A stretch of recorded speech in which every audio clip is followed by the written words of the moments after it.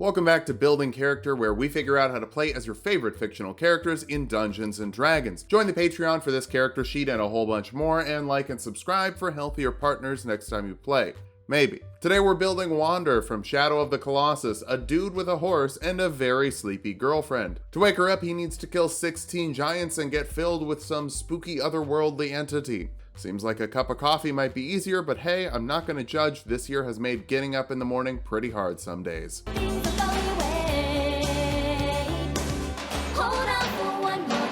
Let's start off with our goals for this build. First, we need a sword that can guide the way to the next big bad we've got to kill. Despite being the size of a literal mountain, the Colossi are surprisingly stealthy. Next, we need Spider-Man levels of grip to hold onto our horse and the hides of the monsters we plan to stab. Finally, we'll get skills with a bow, even if that's not going to be doing much to the giants other than pissing them off. For stats, we'll be using the standard point array from the player's handbook. Roll for stats if you want, just keep your dexterity and your wisdom high. Dexterity will be number 1. You one-hand your sword, fire a bow, and ride a horse, all dexterity based things. Wisdom next, you don't have any friends other than aggro, and you'll need tracking skills to find those sneaky skyscrapers. Strength after that, climbing these skyscrapers is going to require some serious athletic skills. Follow that up with Constitution. You die pretty fast in the game, but I think that's fair when you've been punched by a hill. Intelligence is a bit low. The spooky voices do a lot of lore dumping for you and will dump Charisma. If you were a good negotiator, you could have gotten some warlock powers from an eldritch horror. Instead, you've got to run errands for them with a sword and a horse. Shadow of the Colossus would have been much easier with Eldritch Blast, all I'm saying. Wander is a human. Humans get feats, and the mounted combatant feat will let you take hits for a creature you're mounted on. Your mount takes half damage on failed dex saves and no damage on successful ones, and you have advantage on attacks against creatures smaller than your mount, but for some reason,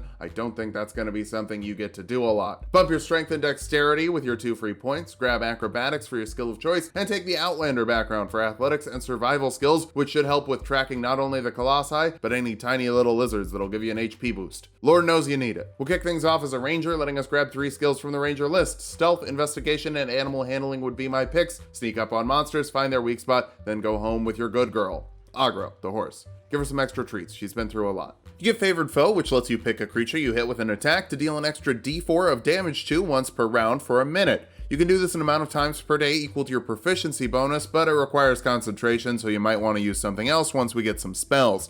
You also get Canny from being a deft explorer, giving you expertise on one skill to double your proficiency bonus for it. I'd say animal handling is good. Aggro is a good girl. Be good to good girl. Second level rangers get a fighting style. Dueling adds 2 to the damage of a weapon you're holding one-handed, helping you stab deeper when one of your hands is desperately holding on to a bucking bronco you're trying to lobotomize. You also can cast spells and get ready to get basic. It's time for Jump and Long Strider. Jump triples a creature's jump distance for a minute. Long Strider increases the target's movement speed by 10 feet for an hour, which I normally recommend using on yourself, but you could also use them on aggro for a horse that rivals Epona for the best gaming horse. Third level rangers can choose a ranger conclave, and hunters are good at hunting. They can even be good at hunting ancient deity rocks thanks to Colossus Slayer, letting you deal an extra d8 of damage with weapon attacks to creatures that are already below their HP total once per round. Mixing with Hunter's Mark, that's a bunch of extra die and one really big critical hit when you get lucky. Hey, Tasha's Cauldron of Everything took away the free Hunter's Mark that you get at Ranger level 1. Don't worry, you get another spell at 3rd level. Usually I don't talk about it. Let's get Hunter's Mark. That'll add a d6 of extra damage to every weapon attack you make against a creature for up to an hour depending on your concentration, and you get advantage to track them. It's pretty much better Favored Foe in every way because it used to be Favored Foe and then they made it worse. 4th level rangers get an ability score improvement. Dexterity is so important to you because literally everything about you is dexterity based. You don't take hits, you jump out of the way. You stay on your mount with dexterity. You shoot your bow with dexterity. You probably brush your teeth with dexterity somehow, like really stealthy toothbrushing. 5th level rangers get an extra attack, letting you make 2 attacks instead of 1 with your action, letting you stab twice before you run out of stamina. You also learn 2nd level ranger spells like Magic Weapon, giving you +1 to attack and damage rolls with a weapon for an hour, depending on your concentration. We're going to make that butter knife do all the damage it possibly can.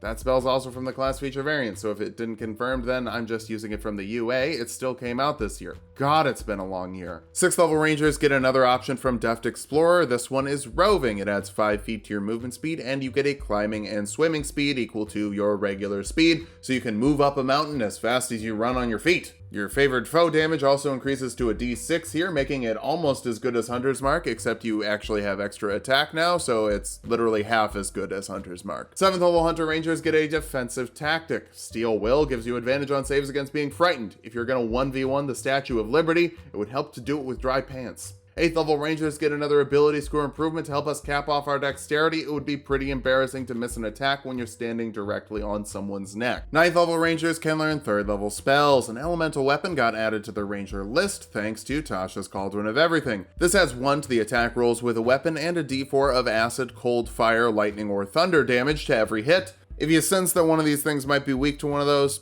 use it. Otherwise, honestly, Hunter's Mark is better. 10th level Rangers get our last option from Deft Explorer. Tireless lets you give yourself an amount of temporary HP equal to 1d8 plus your Wisdom modifier as an action, an amount of times per long rest equal to your proficiency bonus. You can also remove an effect of exhaustion on short rests, which is probably helpful. I don't think there's another bed in that abandoned temple. You're probably sleeping on the floor. You also get Nature's Veil, letting you turn yourself invisible as a bonus action until the start of your next turn, an amount of times per long rest equal to your proficiency bonus again, in case you don't want to get spotted by the living Trojan horse you're trying to murder. 11th level Hunter Rangers get multi-attack. We'll go for Whirlwind attack, letting you attack all creatures within 5 feet of you as an action, which is generally just going to be 1. I pray to God you never have to fight 2 of those things at once. 12th level Rangers get another ability score improvement. Wisdom might be the power building option, but I have a feeling you're going to have a ton of strength saving throws to try and make, so let's invest in that to avoid being yeeted into next week. 13th level Ranger is what we're sticking it out for. You can learn 4th level spells like Locate Creature to let you know where a specific creature is, or a generic type of creature within 1,000 feet of you, depending on your concentration for a little compass sword. Stone Skin is a great option for when you find the Colossi, letting you resist bludgeoning, piercing, and slashing damage for an hour, depending on your concentration, which will get even better later. 14th level Rangers get Vanish, letting you hide as a bonus action, and you can't be tracked by non-magical means. I would love to play a reverse Shadow of the Colossus, where you play a big old boy who's got to squish some scrawny kid. 15th level Hunters can choose another defensive tactic. This time I'll grab Uncanny Dodge, letting you have the damage from one attack as a reaction. It's kind of sad we're getting a 5th level Rogue ability at level 15, but think of it this way. The Colossi attack very slowly and aren't going to be running from you, so you probably won't want to use your reaction for an opportunity attack and can pretty much take half damage every time. With Stone Skin, that's a quarter of the damage, making you an extra tough boy. One more level of Ranger will give us an ability score improvement or a feat to be even tougher with the Tough feat. Plus 2 HP for every level you have and every level you get, making sure that you're not going to buckle under that monster knuckle. It's late in the game, but we're still going to jump over to Fighter for another fighting style. Archery lets you add 2 to your attack rolls with your ranged weapons. I'd imagine it's difficult to hit things when you're riding on a horse. You also get Second Wind, letting you recover 1d10 plus your fighter level as a bonus action and HP once per short rest to recover any hits you do have the misfortune of taking. Second level fighters get Action Surge, letting you make 2 actions in 1 turn once per short rest for 4 stabs in a single round before the endurance runs out and you fall hard. Third level fighters can choose a martial archetype, and cavaliers are fighters who like horseback riding and nothing else. You get an extra skill, maybe history, because at this point you might understand some lore. Born to the Saddle gives you advantage on saving throws against falling off your mount, and you can mount your mount with 5 feet of movement instead of half. Finally, you get Unwavering Mark, letting you give a creature disadvantage to hit creatures that aren't you after you hit it with an attack. If they still manage to hit another creature, you can make a special bonus action attack against them next turn that deals extra damage equal to half your fighter level. That's not a lot of extra damage, but if you've got Hunter's Mark up, that makes it better. You can make that attack an amount of times per day equal to your strength modifier, but you can mark as many times as you want to make your horse pretty much invincible. Our capstone will be the 4th level of fighter. I'm going to recommend using it to buff your constitution even higher. 20 more HP at this level is great. You're kind of on a solo mission. If you die, it's all over. Now that we've hit level 20, let's figure out how viable this build is. First, you're durable with almost 200 HP and Stone Skin and Uncanny Dodge to effectively take a quarter of the damage on physical hits. You've also got very consistent damage with concentration-free Hunter's Mark and a capped modifier to make sure you're getting a stab off every time. Finally, you're very mobile. You've got a climbing speed, a swimming speed, you can jump, you can run faster with Long Strider, you can get where you need to go. For weaknesses, your charisma is bad, which is fine in a game where you don't have to talk to anyone, but my guess is your DM is going to expect you to talk to the other players. We also intentionally didn't make you a good archer, but volley and sharpshooter would be amazing with your dexterity score. Finally, wisdom is the other mad ranger score, and we didn't really invest in it, so you've only got 2 hunter's marks per day, bad spell saves, and less HP from tireless. But that's fine, a boss fight isn't going to take an hour. Just finish it off with stabbing, use Stone Skin for your spell slot, and Uncanny Dodge dodge to live forever. Just be on the lookout for people with sinister intent. Those Colossi might actually be the last guardians of the kingdom. Thanks for watching. If you like the video, subscribe for more. We're making a new video every day this month. Join the Patreon for this character sheet and a whole bunch more, and sub to Tulok and Mango for more Tulok fun.